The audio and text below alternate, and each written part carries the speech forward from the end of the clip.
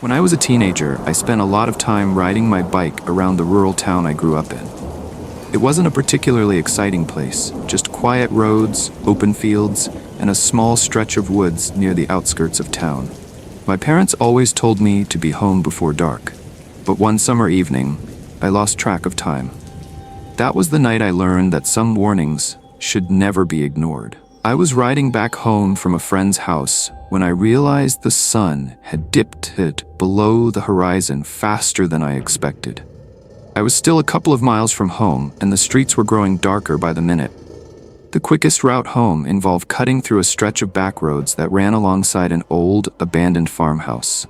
I had taken this shortcut a few times before, but something about it always made me uneasy. The farmhouse had been empty for as long as I could remember.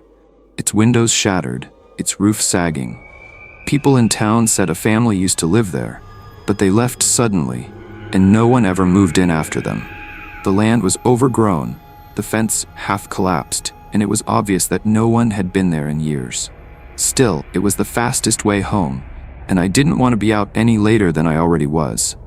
As I pedaled past the house, I felt a strange chill run down my spine. The air was thick and still, and for some reason, the usual sounds of the evening, crickets, rustling leaves, were completely absent. It was just silent. I told myself I was being paranoid and kept moving. That's when I saw it. Out of the corner of my eye, I caught movement from one of the broken windows of the house. At first, I thought it was just a trick of the light, but then I saw it again, something shifting inside. My stomach dropped. I told myself it was probably an animal, maybe a raccoon or a stray cat. But as I passed the house, I made the mistake of looking back. There was someone standing in the window. A tall, thin figure, barely visible against the darkness inside the house. They weren't moving, just staring out at me. I couldn't make out their face, but I could feel their eyes locked onto me. My hands tightened around the handlebars, and I pedaled faster. I wasn't about to stop and investigate. I just wanted to get home. But then, as I reached the end of the dirt path leading away from the house, I heard something that made my blood run cold. Footsteps. Fast, heavy footsteps. Something or someone was running toward me. I didn't dare turn around. I just kept pedaling, my heart hammering in my chest. The sound of footsteps grew louder, closer, almost as if they were right behind me. Then, just as suddenly as they started, they stopped. I risked a glance over my shoulder. The road behind me was empty. I didn't stop until I reached my house. I burst through the front door, locking it behind me, and tried to catch my breath. I told my parents what happened, but they brushed it off, saying it was probably just my imagination. But I knew what I heard. I knew what I saw. For a while, nothing happened. I avoided the back road entirely, taking the longer way home just to be safe. But a few weeks later, something happened that made me realize whatever I had seen that night wasn't just my imagination. One morning, as I was heading out the front door, I noticed something on the porch. My bike. The same bike I had been riding that night. But something was different. The handlebars were bent, the tires caked in mud, and carved into the frame in deep, jagged letters was a single word: run. I never took that road again. In fact, I started riding my bike less and less until I eventually stopped altogether. I don't know who or what I saw that night, but I know one thing for certain. I wasn't alone. I was 28 when I returned home to help my aging parents on the family farm. It wasn't what I had planned for myself. I had dreams of becoming a writer and had spent years working for a newspaper, but things didn't pan out the way I'd hoped. The farm was isolated, surrounded by endless fields of corn, with the nearest neighbor a 10-minute walk away. Life was slow, but after the chaos of the city, I welcomed the change. For the first couple of weeks, things were peaceful. I fell into the rhythm of farm life, helping my parents with chores during the day and writing at night. I had set up my workspace in the small bedroom on the 3rd floor, where I had a view of the entire property. It was quiet, the perfect place to think and focus. Then, one evening, just before sunset, I noticed something strange.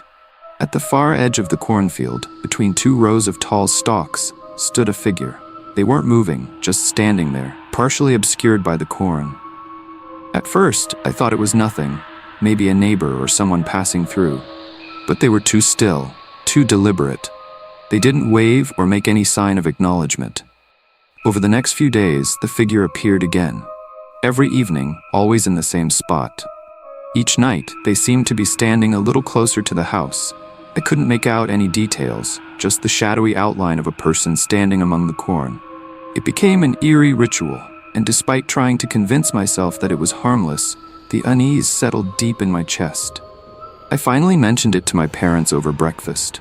My mom dismissed it, saying it was probably the neighbor's son, an eccentric man who still lived with his elderly mother. She assured me he was harmless, just a little odd. My dad seemed less concerned, saying as long as he wasn't on our land, there was no need to worry. But that night, things escalated. I was in the barn, finishing up some late chores when I glanced toward the cornfield and felt my stomach drop. The figure was no longer at the edge of the field. It was standing just beyond the fence, much closer than ever before. A cold chill ran down my spine. I wiped my hands on my jeans, took a deep breath, and decided to confront them. I walked toward the fence, calling out, "Who's there?" The figure remained motionless. But as soon as I took another step forward, they turned and sprinted between the rows of corn, disappearing into the darkness. I hesitated for a second, then gave chase. My heart pounded as I ran through the field, my boots crunching against the dry soil. I turned a corner just in time to see the figure ducking deeper into the corn, vanishing from sight. I stopped, realizing how foolish I was being. Whoever they were, they had the advantage here. I wasn't about to get lost chasing them. The next morning, I went to the neighbor's house to get some answers. The old woman answered the door, surprised to see me. When I told her about the figure, her face creased with confusion.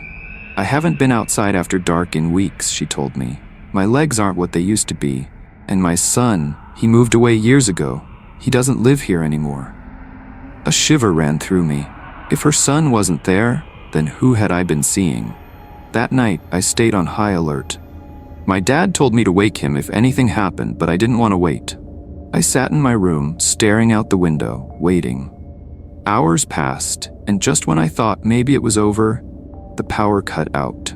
The entire farm was plunged into darkness. My stomach twisted into knots. I grabbed my flashlight and hurried downstairs. As I stepped outside, I heard something, a faint rustling coming from the cornfield. My hands shook as I swept the flashlight beam across the rows of stalks, and then I saw him. A man with a bald head and patches of wiry hair stood just a few feet from the barn. His clothes were dirty, his overalls stained with something dark. In his hand, he held a rusty garden trowel. His face twisted into a grin as he took a step toward me. I didn't wait. I ran. Behind me, I heard him give chase. His footsteps pounded against the dirt, getting closer. I veered into the cornfield, trying to lose him in the dense rows of stalks. My heart hammered in my chest as I crouched down, pressing myself into the dirt, barely breathing. Seconds stretched into eternity. Then I heard his footsteps slow. He was close, too close. I could hear him muttering to himself, "I'll find him. I always do." I stayed hidden until the footsteps faded. When I was sure he was gone, I ran back to the house, locking every door and waking my parents. The police were called, but by the time they arrived, there was no sign of the man. The officers found the cause of the power outage. A bucket of water had been dumped onto the breaker, shorting it out. Whoever he was, he had done it on purpose.